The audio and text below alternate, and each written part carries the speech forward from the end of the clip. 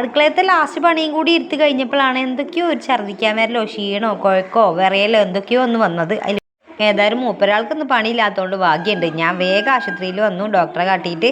പിന്നെ ബാലൻസിൻ്റെ ഇത്തിരി പ്രശ്നമാണെന്ന് പറഞ്ഞ് മൂപ്പരെ പക്ഷം നോക്കിയാൽ മൂപ്പര് പറയൽ വീട്ടിലിരിക്കുന്നവർക്ക് സൂക്കട് ഉണ്ടാകാൻ പാടില്ല. എങ്ങനെയാണ് എനിക്ക് ഈ സൂക്കടൊക്കെ ഉണ്ടാകണമെന്നാണ് ചോദ്യം. എന്തുകൊണ്ടാണ് അങ്ങനത്തെ ഒരു ചോദ്യം ചോദിക്കണേന്നുള്ളതിൻ്റെ ഉത്തരം ഇതുവരെ എനിക്ക് കിട്ടിയിട്ടില്ല. എന്താണ്, ഞാനൊരു മനുഷ്യനല്ലേ.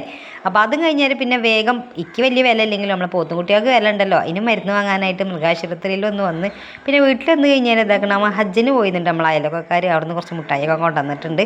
അപ്പോൾ ഒരു ഗ്ലാസ് വെള്ളം കൊടുത്ത് ഒരു ഗുളിക കൊടുത്ത് അതങ്ങോട്ട് കുടിച്ചിട്ടു. അതങ്ങോട്ട് കുടിച്ചപ്പോൾ സമാധാനമായി. ഗ്ലൂക്കോസ് ഇട്ട് കിടക്കണമെന്ന് ചോദിച്ചപ്പോൾ വേണ്ട, നേരം വൈകുമെന്ന് പറഞ്ഞിട്ട് ഞാനങ്ങോട്ട് പോന്ന്. ഇനിയും കുറവില്ലെങ്കിൽ 3 ദിവസം കഴിഞ്ഞിട്ട് കടിക്കാൻ പറഞ്ഞിട്ടുണ്ട് കേട്ടോ. അത് കണ്ടിട്ട് ഞങ്ങോട്ട് പോകുന്നു. ഗുളിക ഒഴിച്ച് കഴിഞ്ഞാൽ ഇത്തിരി സമാധാനം ഉണ്ടോ ചോദിച്ചാൽ നേരം ലൈറ്റാണ് കേട്ടോ. കുറച്ച് മീൻ നന്നാക്കാനുണ്ട്, അപ്പോൾ പൊരിക്കാനുണ്ട്. മൂപ്പരെ പക്ഷം നോക്കിയാൽ ഗുളിക കുടിച്ചാൽ അപ്പം സൂക്കട് മാറണം. അങ്ങനെയാണ് ഇല്ലത്.